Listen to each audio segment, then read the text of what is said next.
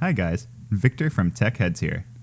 Before we get started today, I would like to announce once again that our Patreon is officially live, but this time with some extra features. When you sign up, you officially become a producer of the show. This means that you will get access to exclusive behind-the-scenes content such as our extensive show notes. On top of this, you will also have access to the episodes 4 days earlier than everybody else. If this sounds good to you, feel free to check it out at patreon.com/techheads. 4, 3, now 2, on with the show. 1.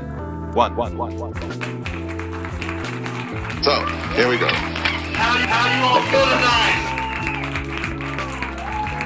Tech Heads back again with another crypto-centric episode, I guess. We hope you're all doing super well. Thank you for tuning in. It's much appreciated. We love doing this all the time, so thank you for joining. And even if you're not like a crypto head sort of person, I feel like anybody can kind of enjoy this episode in particular because there's nothing really technical about it. You don't need any technical knowledge to understand anything we're talking about today. We're simply just gonna talk about like the origin stories of a couple tokens/coins today.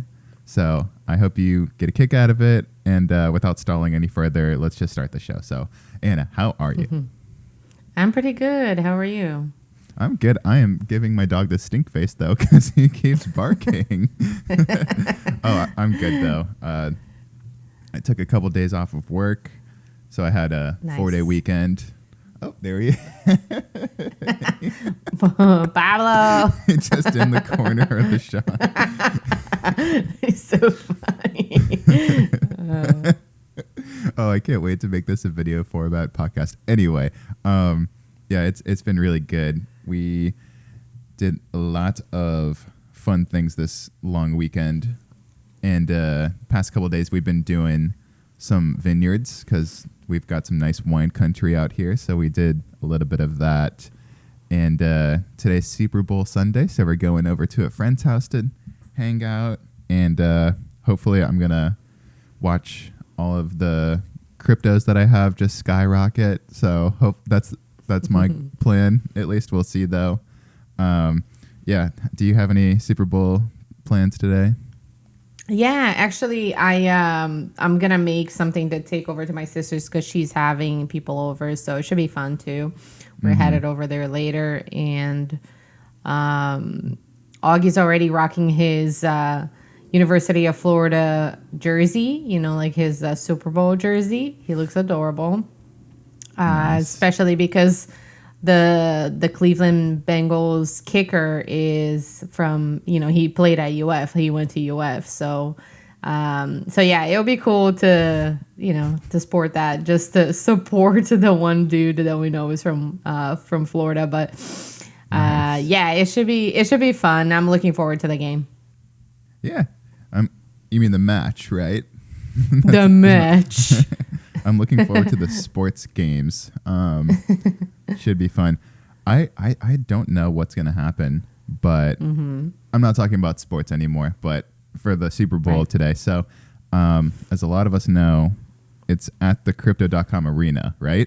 Is that where it is? Yeah. No, okay. Actually the SoFi Stadium. And it's cool that you brought that up because I actually had some cool techie fun facts about the stadium, because allegedly it's referred to as the stadium with the highest level of technology out there right now. So yes, that's true. I did some digging. So I just have a few little cool tidbits about the venue itself. But they had to build it 100 feet below the ground because it's within a few miles from LAX, and per FAA regulations, they couldn't have a structure that was too tall. So they had to build it essentially in a big ditch, and in order to make it people friendly, so you don't feel like you're walking into a ditch, they have very very cool landscaping as you walk down towards your seats, and it's very sustainable. All the rainwater that the roof collects, because it's an indoor outdoor stadium, since they can I don't know if they can retract the roof, but it's made of plastic. It's not a full metal roof that opens or closes. the roof also has a system that allows them to collect rainwater to then irrigate all of the vegetation that they have inside for decoration, so it's like really cool stuff. It's very sustainable. Wow. And then they have like that big Samsung Infinity screen right in the middle, which weighs like 1,000 tons and is insane. At 360-degree view, wherever you are, you can see, the imagery that's displayed on the. It's not even a jumbotron. It's like a 360-degree screen. So it's it was very cool. And apparently that screen has 25,000 miles of cables inside, like to make the thing work, which means that it could literally go around Earth. I don't even know if just one time, probably more than once. Okay, did you build it? You know so much about it. No, actually, I just read because I was like, okay, wow. I have heard some really cool things about the stadium, but let's see what the technology is behind it, So my coworker, we had like a fun Friday kind of meeting the other like 2 days ago, and he said that he went down there for a game. So he was really impressed. He said that it's super nice. But again, for the Super Bowl, I'm sure that, the technology is going to be ramped up even more. So I've always been curious about, what like these new stadiums are coming up with, like in terms of like technology, sustainability and all this stuff. So it was cool to learn. But yeah, it's quite the structure. So tune in for the game. I'm sure it's going to look really fun, at least, even if you don't care for the match or for the game itself. It should be a cool place to see. I mean, in person, it's a little too expensive. So yeah. I feel like I'm there right now. You just painted such a great picture. Thanks. Yeah, that's great. Yeah. Oh, that's totally right. Yeah, I'm so dumb. Obviously, it's not the crypto.com arena because that's like, so it's way too small, right? Because it's like for basketball and concerts and it's not like a football field. I think I got confused maybe just because I think crypto.com is running an ad. So that might be what I was trying to think of. Yeah. It's going to be very crypto-centric today with the match.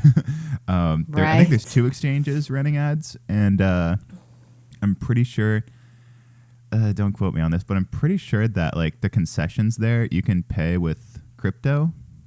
Ooh, that's at the cool. game. So I think that, or maybe that you can do that all the time. I don't know, but I heard something like that recently. So I think a lot of people who don't know too much about it or just didn't really have any interest in it or maybe didn't believe in it. I think a lot of people are going to just like hop on the train today or tomorrow. So yeah.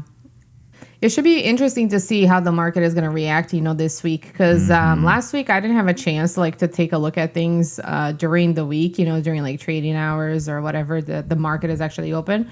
But obviously for crypto, it's different because you can trade at any time. But there is like a lot of movement, going on. There were like some ups and downs. But I feel like that's just like crypto in general, so it's like, is it really news? But it has rebounded recently, like I feel it like has, the numbers have been going up for Bitcoin, and I feel like Bitcoin is kind of like the driver. So it's cool to see, and yeah, it should be interesting this next week, especially like tomorrow and the following couple of days, since it's gonna draw so much attention. I mean, it's I don't know, like hundreds of millions of people that watch this game. Yeah. So. Yeah. It's a lot of exposure. Yeah. I have a couple. I'm actually going to attach it to the notes later. I have a couple. I'm probably only going to put one, but I have some technical analyses that I've done on what's it called? TradingView. And we've like with Bitcoin, we kind of broke through a pretty great resistance point, which is just where people have where like the stock or crypto coin or whatever it is has difficulty breaking through price wise, and we made it through a pretty strong one recently, and now we have like a great support level, and I think we're back on the upward trend because we've been down. It's been a downward trend since let's see, like November, December, I think. I can't really see the top right now because my screen's so small, but yeah, somewhere around there. And it's just been like, if you do a straight line down, we finally actually broke through that straight line as well. So things could be going up. Like, I think this definitely looks like an upward trend for sure. Right.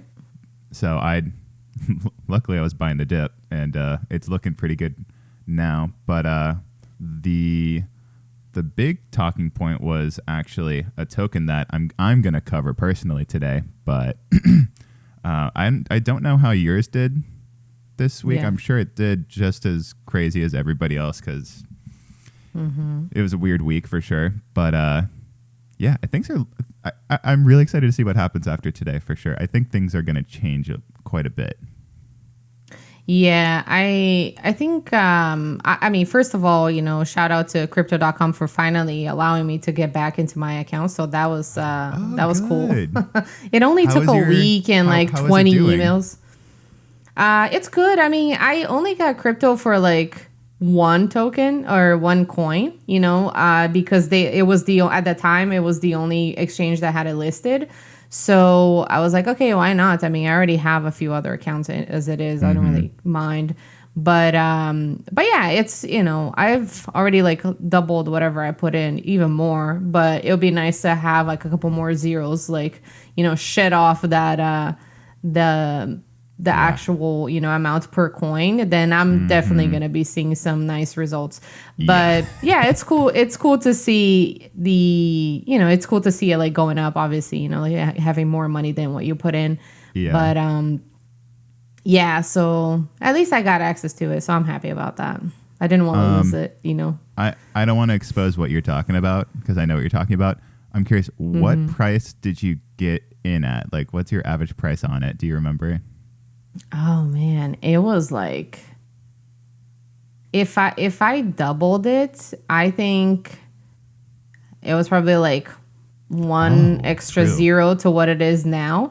So yeah, it was like I don't even know what it's called if it's less than a cent. It's like a millionth of a dollar or something like that. You can say like quad 0 cents or like what four, you can just say like the number of zeros it is, so like 4 zeros 52 or like 5 zeros 15. Like, it was probably, I think it was like 5 zeros in dang. I don't know, it was very little. I bought it like almost a year ago, I think. That's why.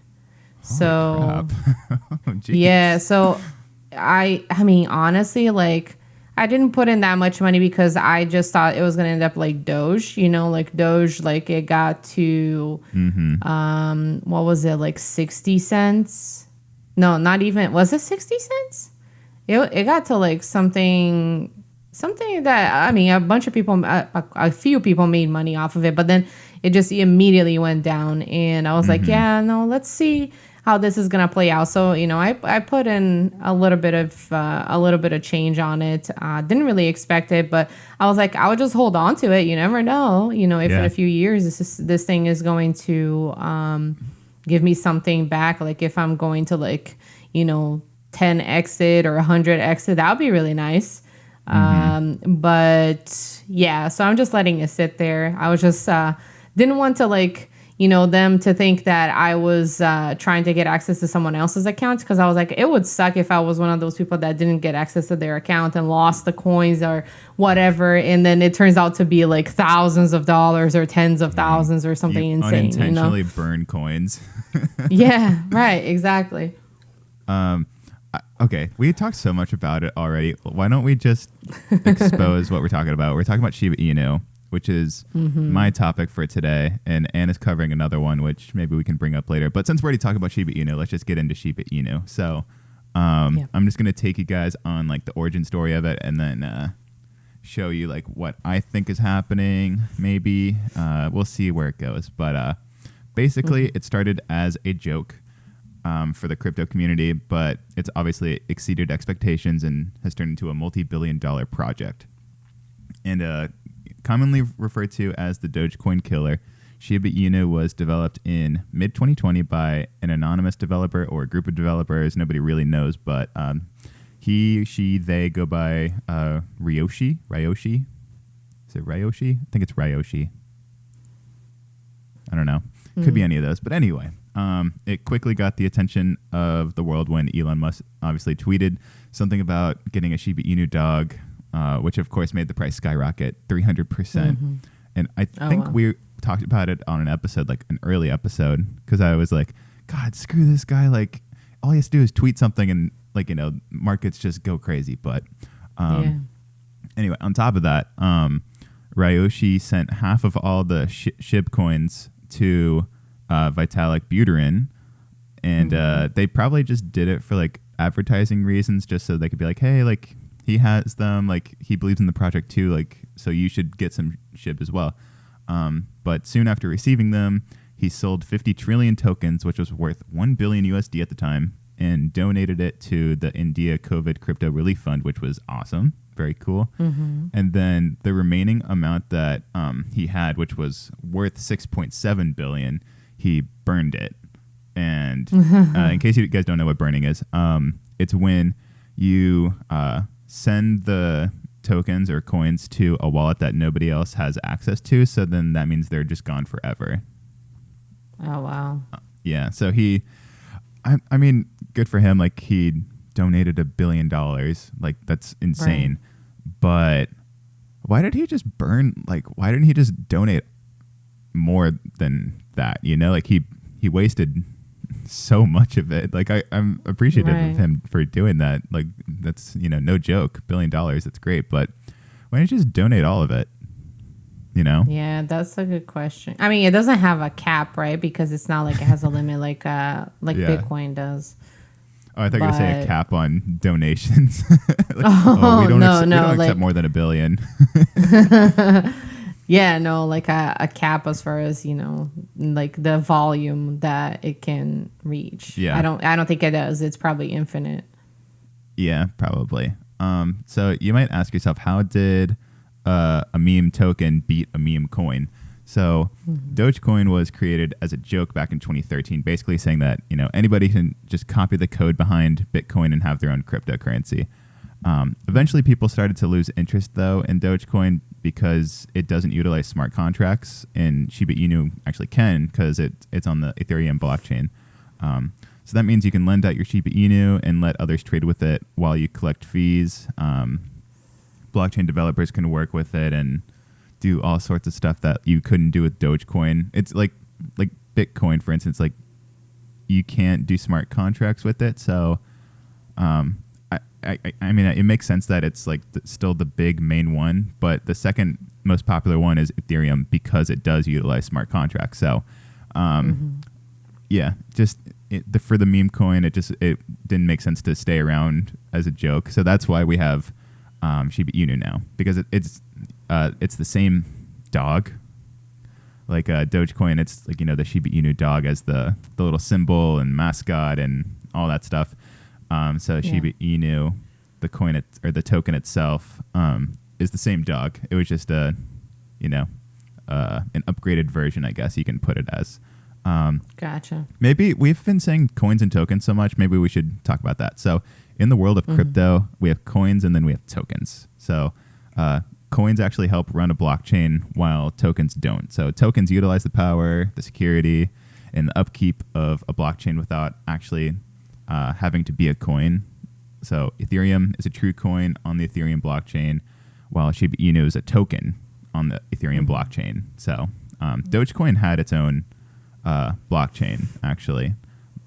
Still has. I guess it's still around. It's just it's not really. Yeah. It hasn't gained its traction back, and people are kind of saying that it's not probably going to, but it is crazy that Shiba Inu actually is a legit project that people back and believe in. I kind of do too, but I've heard that people are like literally opening restaurants, like Shiba Inu restaurants and stuff all around the world. And I actually have some news about it. It's not like my news, but it's some relevant news about this. So this week Shiba Inu did really well. and then it didn't do well. But that's just how crypto is. But it had like a big breakout point for sure, and a great price hike. But it recently got listed on a Brazilian cryptocurrency exchange called Foxbit. I don't know if you've heard of Foxbit. I had never heard of it, but I think over a million people use it in Brazil. So oh wow, yeah. And currently, Shiba Inu is trading for quad 0.30, I think, right now. I actually don't have it up anymore. It's like somewhere up there. But like I said earlier, I will have the screenshot of my TA in the notes below, so you Patreon people can look at what happened and all the things I drew on it. It's really cool. But yeah, if you believe in it, I mean, you can buy some if you want. If you don't believe in it, you can still buy some and do whatever you want with it if you just want to do it for shits and giggles. But yeah, right. Anna and I both have some, and I plan on keeping it for quite a bit. Same. Yeah, I think I got into it because, I mean, don't get me wrong. I feel like with so many of these coins that start off, at such cheap cost, I do get a little bit of FOMO, because it's insane that someone made like so much money off of Doge, which was literally a meme coin. Like, it's not really worth anything. But yeah, so I was like, okay, well, but this one has, like a legit backing, or like there was like thought that went into it. And, it was used by, like you said, it is on the Ethereum blockchain. And I've always been, very interested and a firm believer in like the Ethereum blockchain. So I wanted to get involved, and then we'll see, I guess, what happens. But yeah, it's cool to see it going up. That's for sure. Yeah, definitely. It's fun. It's like, right. What does it feel like? I guess it's almost like when you see like the class clown from high school do super well and like is more successful than everybody that you graduated with or something. It feels like that. And you're like, oh, you can't help but like be proud, It's pretty cool. Yeah. Yeah. It's kind of like rooting for the underdog. Exactly. I'm a big fan of the underdog usually. So, well, Anna, do you want to take it away and take us through Cardano? Yeah, let's do it. So I decided to do a little bit of digging on the background of Cardano. So Cardano is its own blockchain. That's the name of the blockchain itself. And its cryptocurrency is ADA. So it was first launched in 2015 by the ETH co-founder called Charles Hopkinson. This guy worked with Vitalik Buterin, to build the Ethereum blockchain, but apparently there were some disagreements there. He wanted to take, the Ethereum on for-profit, organization direction, and Vitalik didn't want to do that, so they parted ways. He decided to launch his own project, and that's how Cardano came about. And the reason, so that's where the link is, because there are some similarities to both blockchains, but he left ETH to start working on Cardano. And the reason why Cardano is named that is because it was like an homage to this Italian polymath who was, a genius, a philosopher, a guy who mastered multiple subject matters called Cardano. And then ADA, which is the actual cryptocurrency coin, was named after Ada Lovelace, who worked with Charles Babbage on the analytical engine, which was, a very early project that will probably, I think, pave the way to eventually, developing a computer. So this was a very early version of it. And I think, Charles Babbage's name, I feel like I have heard of his name before. Like, I feel like this is a prominent figure, in this, in the mathematics and like computer science field.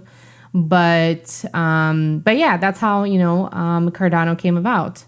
And then as far as like the technical specs, so It is different than Bitcoin, and in the aspect that it adopts the proof of stake methodology. ADA does, at least. Check last episode if you want to know what that is. Exactly. So I felt like that was cool. We covered that last week. And so, with the proof of work versus proof of stake, in proof of stake, everyone benefits from, the validation transactions in the blockchain, whereas proof of work, only one person does. But then, it has like implications. So yeah, go back to the previous episode where we covered that more in depth. Now with the Cardano platform, the ADA coin, it basically exists on the settlement layer. And that is where it says that this layer is similar to how Bitcoin keeps tracks of or tracks the transactions that happen on the Bitcoin blockchain. Now, the second layer is where the computation takes place. And it's designed to be similar to ETH. So this goes back to, Charles Hopkinson, since he was a co-founder of ETH. That's where like some of the similarities take place, because the computation layer allows the smart contracts and applications to be run on the Cardano blockchain.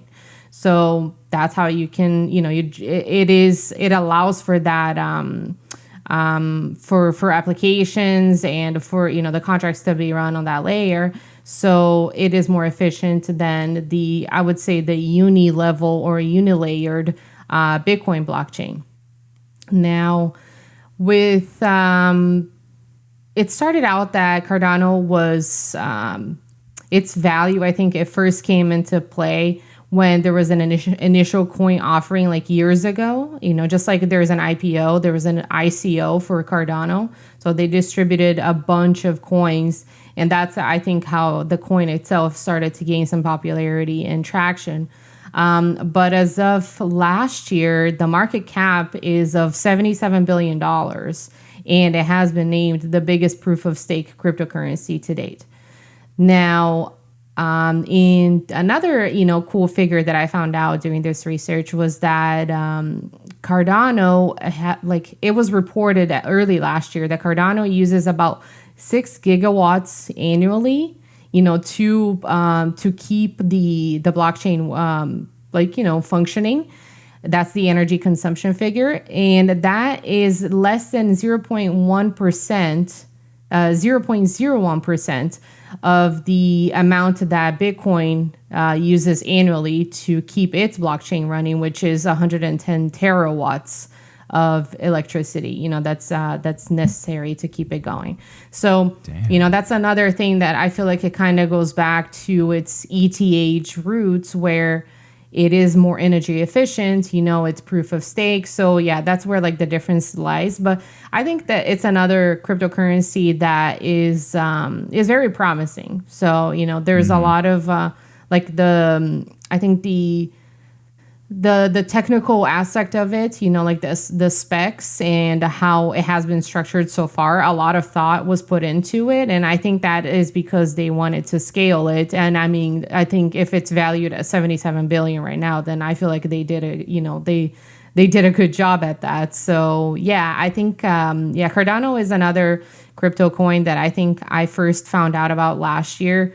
And during like peak, prices, like even when Bitcoin was at 60 something thousand, or if that was the all-time high, Cardano also almost 70. So yeah, 68, 69.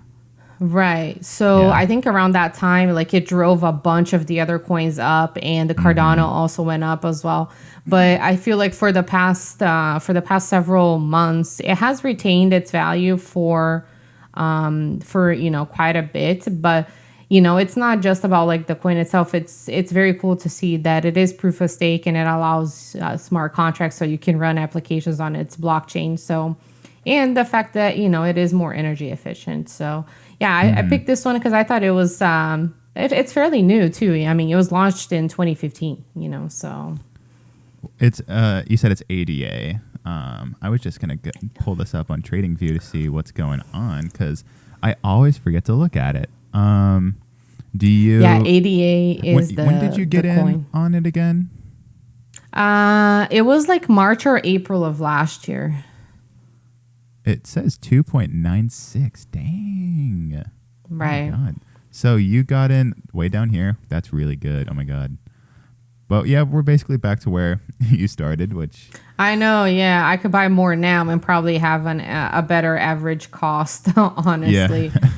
But I don't know. I mean, it could be like, the potential, especially if, the whole analysis and like, the speculations, because I feel like that's the thing. Like there's so much speculations. It's hard to like get rid of the noise about, which coin is good to get in now because it's really going to like burst and explode in value. It's really difficult. There's so many options out there. I think what I prefer to do is like do a little bit of research on, the ones that I feel like are more interesting, see like what, at least try to understand, because I'm not a crypto, or a blockchain expert by any means, but see which, coins have have like the structure, like have the foresight in mind of how it's going to go. I mean, you can't really predict the value, but if you're building more than just the coin, you're thinking about the actual blockchain and how that will be able to be taken advantage of in the future, then, I feel like it's a solid product. I mean, nothing. I mean, this is like not even maybe 7 years old, but it really could, be worth a lot more. Maybe not the price of Bitcoin, but it could still be worth a lot of money one day. So I thought that it was cool. And also because, like I said earlier, it goes back to the whole Ethereum premises, like the principles, smart contracts, more energy efficient. So yeah, this is one that I've kept my eye on for the past year for sure. Yeah. I mean, the way you laid it out for us and just like showed us like kind of how it came to be, that's something that I really back. I really like it. I think I'm gonna get some more for sure, because I don't think I have very much at all, because I completely don't even have it on my watch list. But that's a solid project to back for sure. I mean, don't invest in it if you don't want to, guys, but if I feel like you should literally only invest in something that you genuinely like believe in and would back yourself. Like, sure, you can like joke around and do a meme coin or whatever. I'm not saying don't do that, because I think that's fun, but be careful. But if you are truly trying to like make money and maybe like hold it for a long time and just be wise about it, I would say definitely, first pick some stuff that you believe in to be valuable and will, grow in value over time. So that's probably like one of the first steps. You know what? Last episode, we took you step by step through a lot of things. So definitely check out last episode. It was a beauty of an episode, I would say. It was very good. Yeah. Yeah. Whoever edited it, oh my God, we should pay him more. We should pay him more. We should. We should pay him. Don't even pay him. Anyway, that is Cardano and Shiba Inu. I would definitely like to do another one of these sorts of episodes soon on a different coin or token. So you guys feel free to comment or like, email us or tweet us, like tell us like which ones you want to hear about. And then maybe we can do even like our best shot of doing like a sort of a TA on it, as well as going into the origin. But I do like knowing where each project came from and who built it and why is it different? Like, why would you even believe in it? Like stuff like that. Right. Yeah. I also like to see like if it's doing other things that like you mentioned, like if it's going into, either proof of stake or proof of work, like is this a project that's just using old technology? Is it a token or is it a coin? Right. Market cap, all that stuff. So that is something that I think we're going to do again in another future episode for sure. Let's move on to the news though. So I have two pieces of news.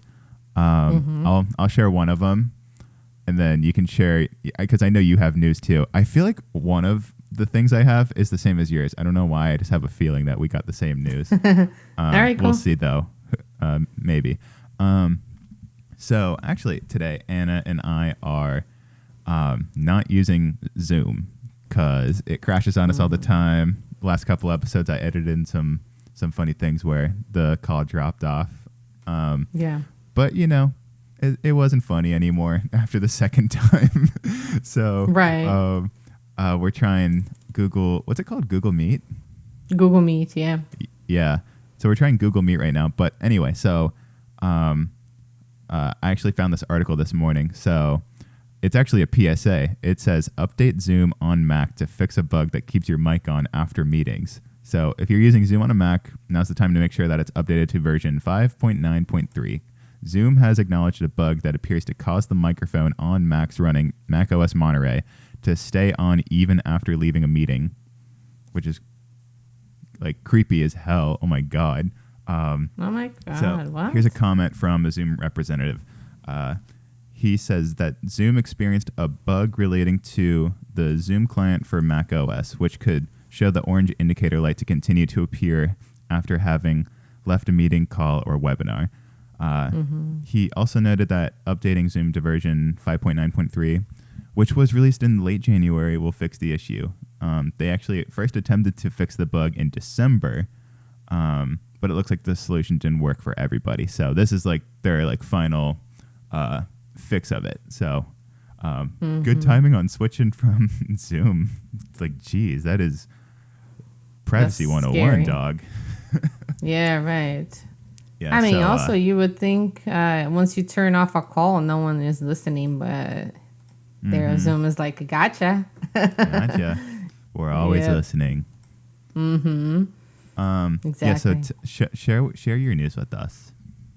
So I have two actually. I thought this was kind of sad, but not sad. I mean, yeah, sad. Anyway, Peloton laid off a huge chunk of their workforce this week. Which is always really sad to see because I feel like this is just terrible business practice of them. The company.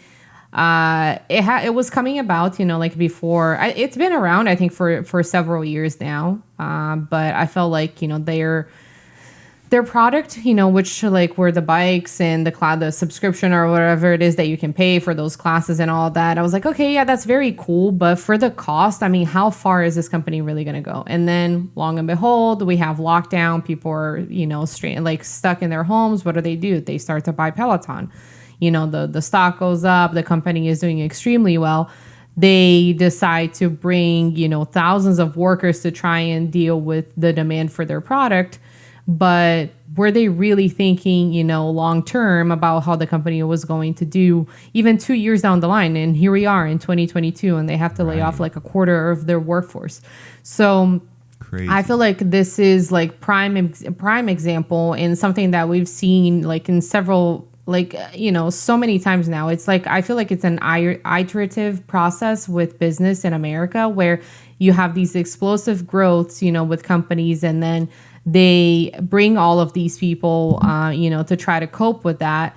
But there really isn't that much thought about if they'll be able to afford these people, if the company is going to be doing that well, if just 1 to 2 years down the line. I feel like the nail in the coffin for these people, not only did they lose their jobs, but then Peloton turns around and says, well, they'll probably walk away with a severance, nothing incredibly crazy. But then they were told that they would get free Peloton subscriptions for a year. So if that isn't a fuck you, I don't know what is, man. Honestly, I really don't know. I was just like, are you serious? And so that was pretty lame. I feel bad for these people. I mean, I have been laid off before. I mean, that was way back when, and in high school, from a job that I had at a local gym. So luckily, I still had my parents to help out and everything. But obviously, it sucks now. This is people's careers and they probably have families. It's really sad to see. But yeah, on another note, one thing that I have been reading about the Olympics, I don't know if the games have finished. I think that they're still going on, right? I'm not really sure. Winter I'm Olympics? Not the You person don't to know? ask on that, unfortunately. Yeah, I haven't really been following it that much, other than I saw like some cool footage about the Olympic villages and like how, the athletes get like their meals, and it's like the super high tech stuff. It's like they have like a bar that there's a robot mixing drinks and all this stuff. Geez, and I was like, okay, yeah, China, showing off or whatever. Well, did you hear that they got the rooms were getting flooded? Did you see that? Yeah, I did see that. So I was like, oh my And they gosh, I told was them to just delete seeing. them. Yeah, And that they was delete really these crazy. pictures. Right. I think, but yeah, no, I wanted to bring this up because the U.S. government was telling the Olympic delegation, all athletes, staff, everybody involved with the Olympic team, that once they went over to China, they should not take any electronics, like limited personal devices at all, as much as possible to prevent the possibility that they'll be hacking or listening in or trying to, right. obtain like information. So like athletes were told to use burner phones, just get there, buy a phone, buy a SIM card or whatever, keep your conversations to a minimum. Don't share like, personal information about you and all that. Because obviously, like, they're in a very different country. And when you're in China, you're bound by Chinese, laws or rules or whatever. So yeah, that's one thing that I was like, yeah, it just shows how, like, I feel like these games have been controversial enough because of COVID, but then there's like a whole other layer of, issues on top of it all, like, privacy and, I mean, China of it all. So, those rooms are bugged too. Like, yeah, right. Like exactly. if are they going whole North Korea on these people coming? I don't know. Where in China is it? Do you know? It's in Pyeongchang, I think. Is it? No, wait. Is it? Or was that the last one? I don't even know, to be honest. I saw a couple of like YouTube clips, but I don't even let me see here. Beijing. Oh, it says Beijing. Okay, sorry. So yeah. Beijing. So, well, they just had it in Beijing, like, well, not just. What was it? Like, it was a Summer Olympics a while ago. Yeah, I think you're right. Huh. China gets it again, huh? I guess it's a great place to have the Olympics. That's interesting, though, because back then, like, yeah, we weren't really probably too concerned about the whole privacy thing. And, like, everybody had a cell phone at that point for sure. But, like, I don't think it was, like, smartphones. Well, I mean, right? I feel like, and I don't even care who, listens to this because it is, my opinion, but China is a dictatorship, like they censor everything. I mean, you have limited access to internet. Like you can't even use Instagram, Twitter in China.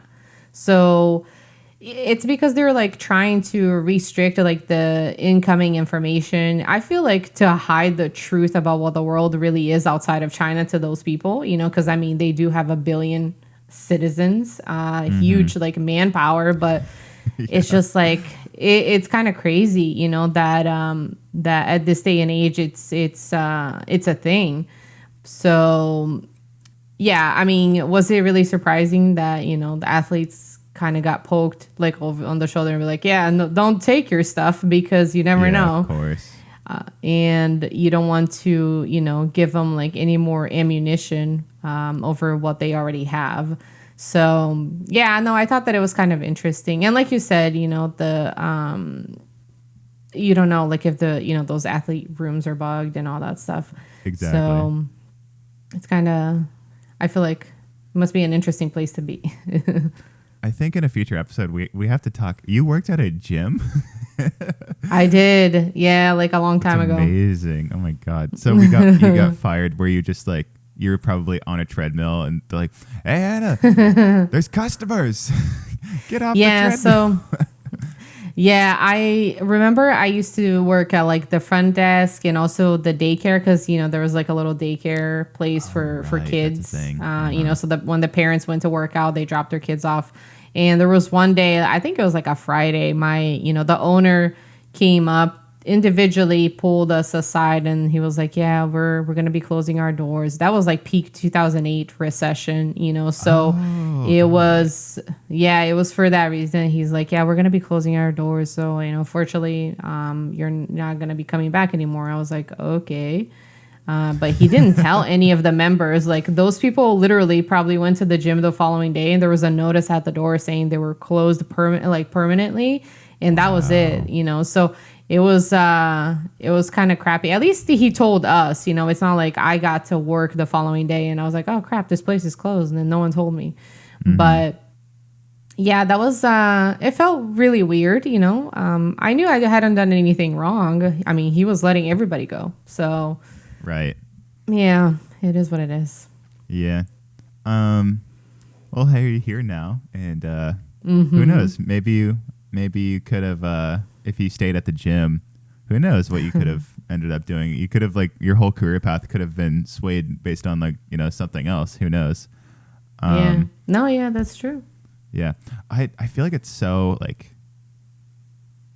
cool. Not cool. How do I put this? Like, getting fired has to be like such a big, like, life-changing experience to some people, you know. Like, I mean, getting fired from a gym. You said how old were you? I think I was like 17 or 18. 18. Oh yeah, okay, probably okay, 18. Gotcha. Yeah. So yeah, you were an adult. I mean, that's that's huge. Like, someone telling you right. like you're fired, but it's a little different for you because it wasn't like you did anything wrong. Yeah. You know, right. so it's maybe a little less impactful in that regard. But, you know, when people get fired for like performance or whatever, I feel like that changes so much about how they like see themselves in the workplace. Like, right. whoa, I was so bad, they just let me go. Like, yeah, I don't know, big learning experience all around, I'm sure. Right. Yeah. So apropos of absolutely nothing, did you hear about this rocket that's about to slam into the moon? No. What? Yeah. A rocket? Yeah. So a rocket, I guess it happened a few months ago that somebody discovered it. So let me read a quote. Last month, an astronomer and space tracking expert made a bit of a splash when he predicted that a piece of an old SpaceX Falcon 9 rocket left in space for the last 7 years was going to collide with the moon this March. But now he's changing that prediction in a big way. While the rocket part he's been tracking is still on a collision course with the moon, he now believes that the vehicle is not an old Falcon 9 part, but an old Chinese rocket instead.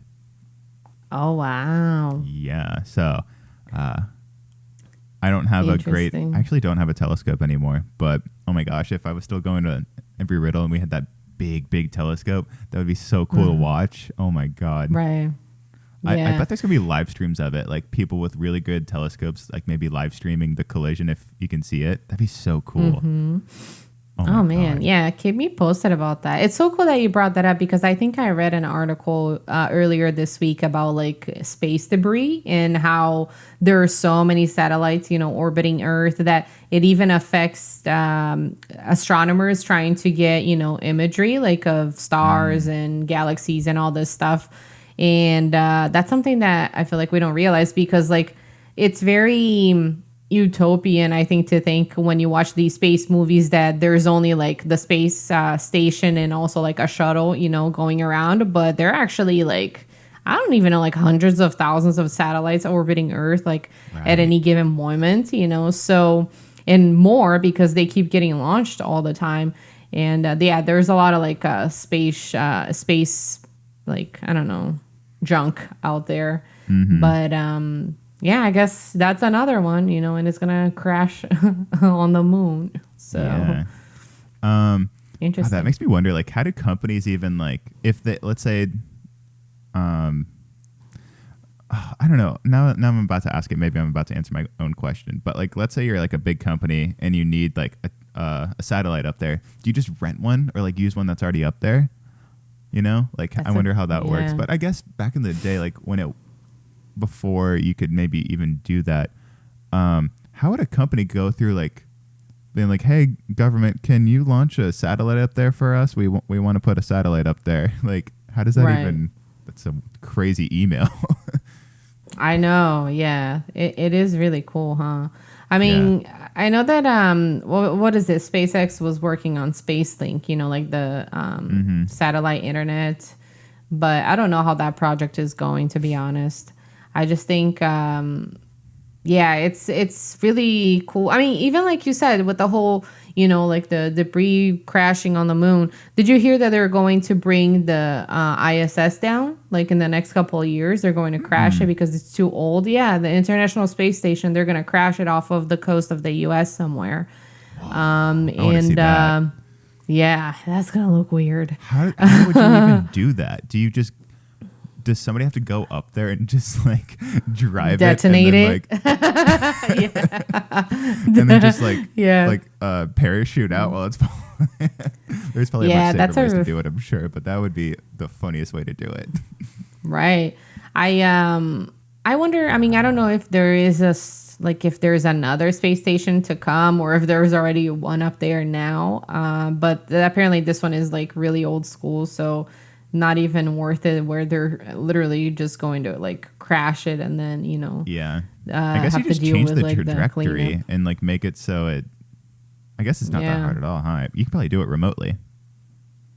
Yeah, you would think, if it has that kind of technology, then I think it might be the way they were going to do it. But I want to keep an eye out for that to see, because I'm sure it's good. It's going to be like a televised event and whatever. It'll be cool to watch. And I don't really remember the date, but we'll look it up. Yeah, definitely.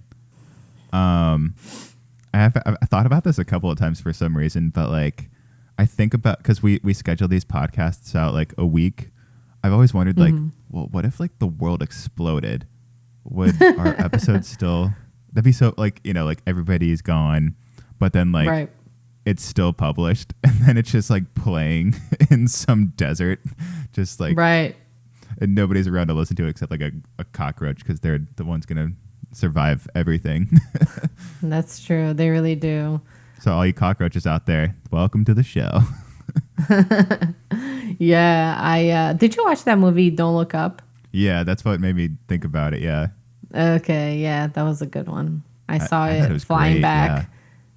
I was flying back from Brazil when I watched it, and I was like, oh man, this is like deep. It has a deep meaning. It's hitting me hard right now. I know, yeah. But I recommend it. It was a good one. Mm-hmm. I mean, anything Adam McKay touches is just like amazing. Like Big Short, Succession. I mean, he can't go wrong. I love him. Right. I'm a big fan of like space movies and things that involve that kind of like concept, so. Same, yeah. Interstellar was what got me into like into STEM sort of stuff. Oh, really? Yeah, because it came out, I think I was a junior or senior. I was probably a senior in high school.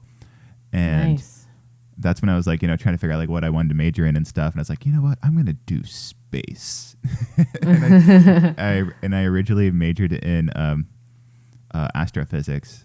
And I was like, I can't do this. Right.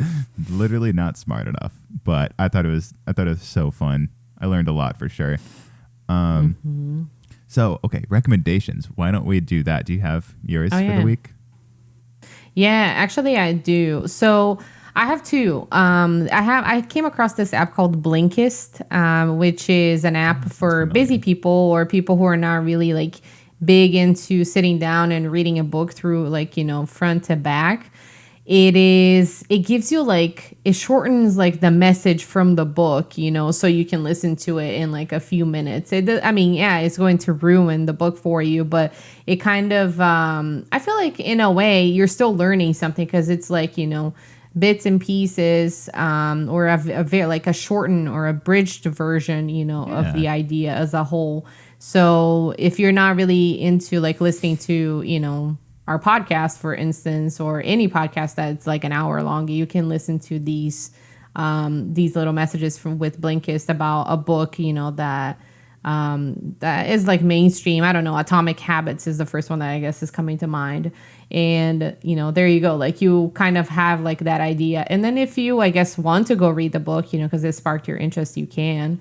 But I thought this was kind of a cool app, and if I'm not wrong, they recently got like a good investment, to This is cool. from like a venture capital or whatever, or investment fund, to keep going and like publicize their product. So it looks like it's really gonna take off.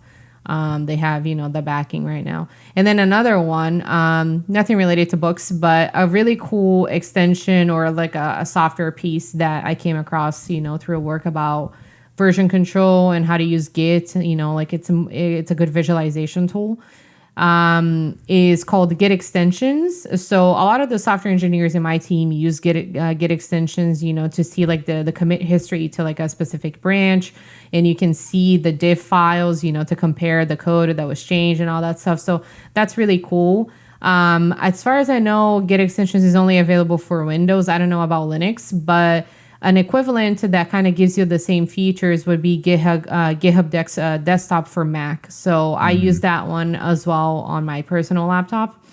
And but they're both, just as good. It's got a good UI. I mean, I still really do like using the terminal. I feel like it makes me feel more legit, like knowing those commands it's cool. And it's how I was taught at the boot camp. Right. So yeah, but those are, really good tools. Like if you want to see, instead of like sifting through thousands of commits from a specific branch on github.com, you can use one of these products, and take a look at like the commit history and see what's going on. So yeah, I thought it was really cool. Great. I used it at work too. I'll check it out too. Yeah, because some of us use GitHub Desktop, and then I don't. I use the terminal because I want to feel cool. Yeah. But we also use SVN, which is really nice too. Okay, I haven't heard of that one. I forget what it stands for. We use it for a lot of things for sure. Like, let's see, like a bunch of like templates and like. It just depends. Like I don't know if we're using something like a shared sort of a JS file or like a shared style sheet. Usually we use GitHub to like pull down the most recent one. But with a bunch of other, it just depends. I don't really know like why sometimes people use one and never use the other. So I don't know what that's about. But yeah, GitHub is great. Learn Git. So my recommendation is insane. This blew my mind. It's called Delta. Have you heard of this app? No, only the airlines. Got it. Yeah, it is only on mobile. You can't do it on desktop as far as I'm aware, but it is fantastic. So if you invest in crypto, stocks, ETFs, anything, this one app shows you everything in the single app. And I think I was getting really annoyed. So I use Coinbase. Like that's like my main one as far as crypto goes. But I don't like that you have to export the data to see what your average cost is. And like a bunch of other things. Like they just like hide so much data. And I don't know if that's like on purpose. I feel like it is on purpose. Because then you can just kind of keep buying and like you never know like if it was even a good time maybe, or like you don't know like all of your stats really. So I was like, I'm tired of doing this in Excel when I'm already using I'm using an app to do this, but it won't show it to me. So I found this app called Delta, and you just use the API key and you connect it to Delta from Coinbase if you're going to use Coinbase. And then I also have who else do I have? I have a couple connections on here, but like there's a pro version, so I think you have a cap. I don't know what the cap is. I haven't met it yet. I think I have 2 or 3 connections set up. What's the other one? Cool. Not working. It's all good, but I still recommend this thing. It's great. But yeah, you can see all of your transactions because I have a bunch of things on auto. Just like let's see, I do the S&P 500. I do like some like index fund with that. I think it's called SpyG, but anyway, that one's like on auto. I don't really look at it too much, but I can still like see like all the transactions, and then it shows me a bunch of great indicators that Coinbase or another broker would never really show me unless I exported the data to a CSV. So yeah, I personally recommend it to you, Anna, as well. I think you will love it. Yeah, definitely. I'll check that one out for sure. So that I think that kind of reminded me, since we're in like tax season, and we might have, like people that listen to us that have, bought cryptocurrency. And if you have gains, then you'll have to, declare that as income on your taxes. Otherwise, the IRS will come after you later, years down the line, but they will be charging interest. So you don't want to get audited for not, declaring your income taxes correctly now. And that is one thing that I wish there was a more efficient way. I know it's still very new, and, like the government is still deciding how to regulate it. And, you have all these exchanges, but they don't really some of them might not even I don't think they give you like a tax form, like a 1099 or whatever. And that was one thing that I was a bit fearful of doing on my own. Luckily, I didn't really sell any of my crypto. So maybe I did, but it wasn't really that much, but that is something to look out for. I mean, tax season and prepping your taxes correctly, they're good. And don't take this, as like a professional advice. Like if you have bought and sold a ton of crypto, maybe you should have someone take a look at your taxes and do the paperwork for you. Yeah, maybe. Right. But yeah, I feel like having, I don't know, an app or like a service that kind of brings together all of the exchanges that you have used, and maybe being able to see all the reports in a single place, it's very nice, because it's like one source of truth, and you don't have to dig, to find that information, because Coinbase does not make it easy. Like they have these what is it? They have your buy and sell reports, but then to file your taxes, that's not exactly what you want. I think it's a 1098 or whatever. And 1098, 1099, I forget the name of the form, but you have to pay attention to what it is that you actually have to, declare as income. So if you had a single, service that gave you all of your transactions, that'd be really easy to well, maybe Delta would help with that. But yeah, as far as getting the taxes and stuff in order, I think I guess I don't know of anything that allows you to just do it all in one place. But I mean, if you do use the Delta app and you have all of your connections on it, then you can just go down the line and just go one by one to each service, which is such a pain. I'm not really looking forward to it. But I think Delta could help with that. So that's cool. Yeah, I'll check it out for sure. Yeah. Let's see. Is that everything? I think I'm at the end of my notes, actually. So let me see. Yeah, same. Whoa, we did it. Yeah. Quit. Cool. Well, if you guys made it this far, thank you so much for listening. As always, it's always fun doing this. I don't know what we're covering next week, but we'll figure it out. As always, sometimes it's very last minute, sometimes it's very, very not last minute, and we plan so hard. But that's not usually the case. We like to screw around and have fun and just see where it takes us. Exactly. But yeah, if that's everything, Anna, I think we're good to sign off. Yeah. Have fun watching the Super Bowl. Those who care, or those, it should have a good halftime show, honestly. So let's hope for that at least. Oh, yeah. I forgot. It is actually probably going to be a really good one. Mm-hmm. Hell exactly. Yeah. All right. Well, go team. Get that ball. And we'll see you next week. Peace. Bye.